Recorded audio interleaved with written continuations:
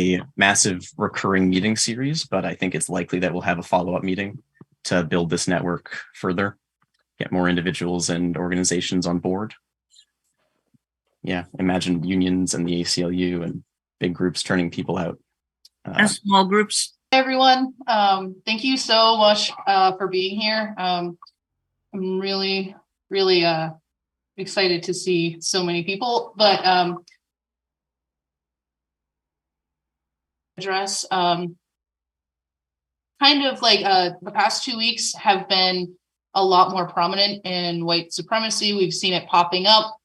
We've seen a lot more discussion about it, and we've also seen a lot more support on the right wing side.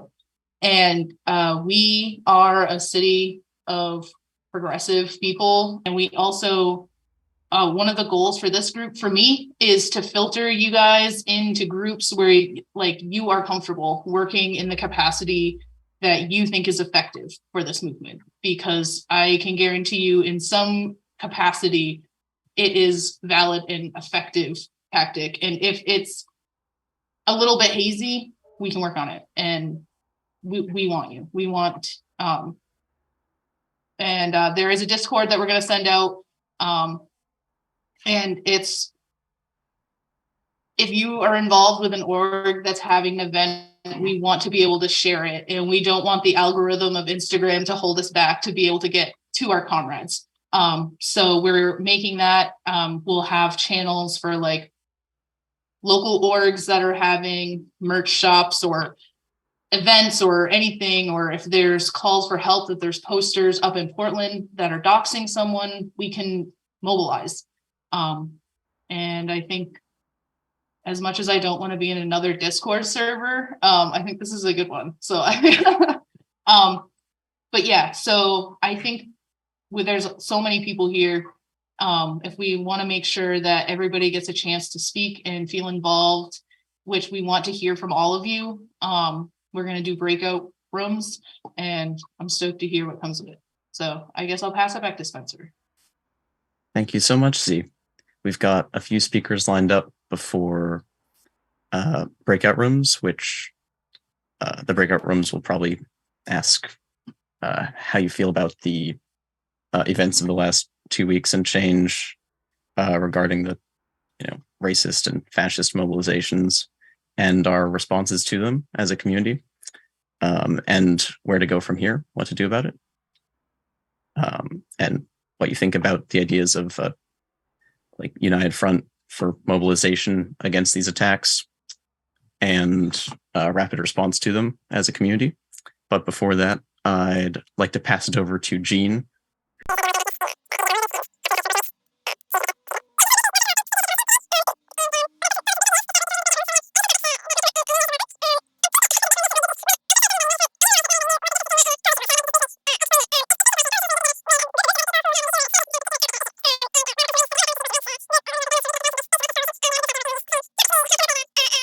Right now, in particular, at the end of everything that's the difference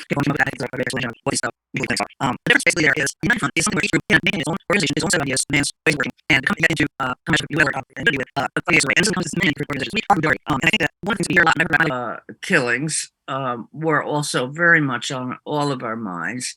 And I don't know if Rowan's here or not to talk about attacks on trans people.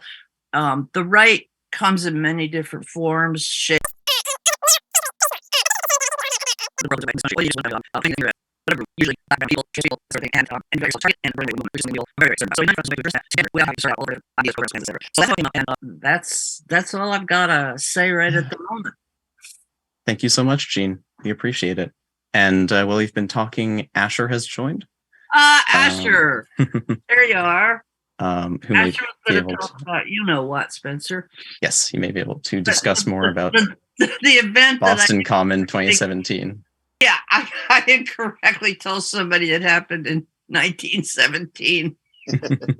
We've been laughing about that ever since. Well, Spencer's laughing at me, so. No. Oh, yeah, yeah. Good, okay.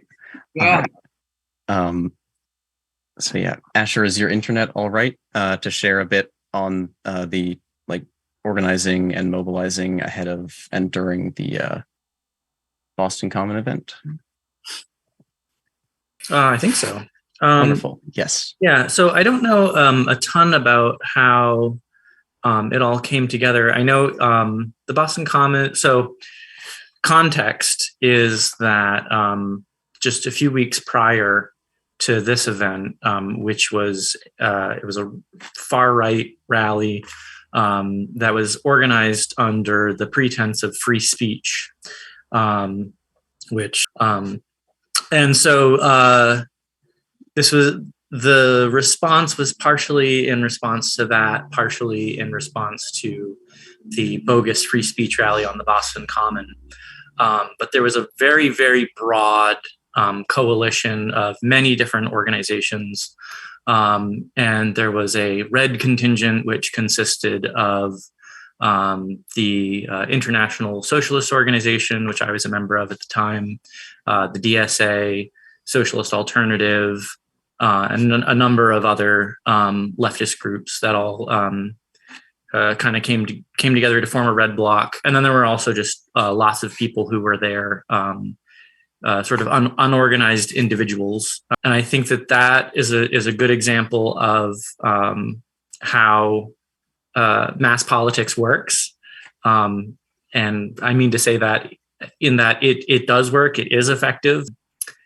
At the counter protest to that, there was a very strong emphasis on like being armed or using fireworks or encouraging conflicts with police. So what ended up happening is while those initial protests were successful, many of the unorganized layers who turned out to protest for those didn't feel safe or comfortable coming out to subsequent protests. And so the numbers dwindled. And as a result, the alt-right out in, I think it was Portland, Oregon, the alt-right was able to match numbers for the Black Bloc protesters or even have stronger turnout. And the left was routed and a lot of people got really badly hurt as a result. And, there's ebb and flow with that, it changed as time went on, but just our power comes in our numbers, our ability to turn out very large numbers of people, and our ability to win political arguments with the broadest layers of society. I think Angus said to me the other day, I thought it was a really good point, that you can punch a Nazi, but you can't punch Nazism. You can fight or you can shoot a fascist, but you can't shoot fascism. I appreciate everybody you said, Asher. Thank you. That provides amazing context for the organizing we're doing. About some of these protesters, as many of you know, like Richard Ward and Nick, whatever his name is. Blanchard. Thank you. Yeah, I'm happy to speak to that. Hi, I'm Leo. I use he, him pronouns. I'm a co-chair of the DSA chapter. I'm a rank and file electrical worker with IBEW.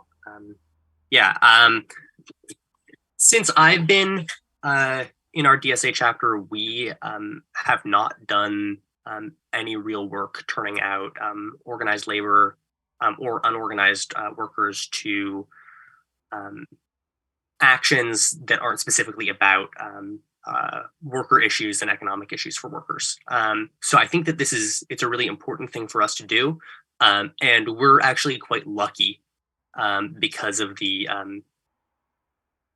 climate around politics in organized labor in Maine. And we're really lucky that we have central labor councils in our state Federation of Labor. So we have a Southern Maine Labor Council and a Western Maine Labor Council, which are both here in the Portland, Lewiston area that can act as hubs and really easy ways to communicate with leaders from all sorts of different unions, from building construction trades to transportation to education, all across the board, all at the same time. And those coordinating bodies can be really powerful.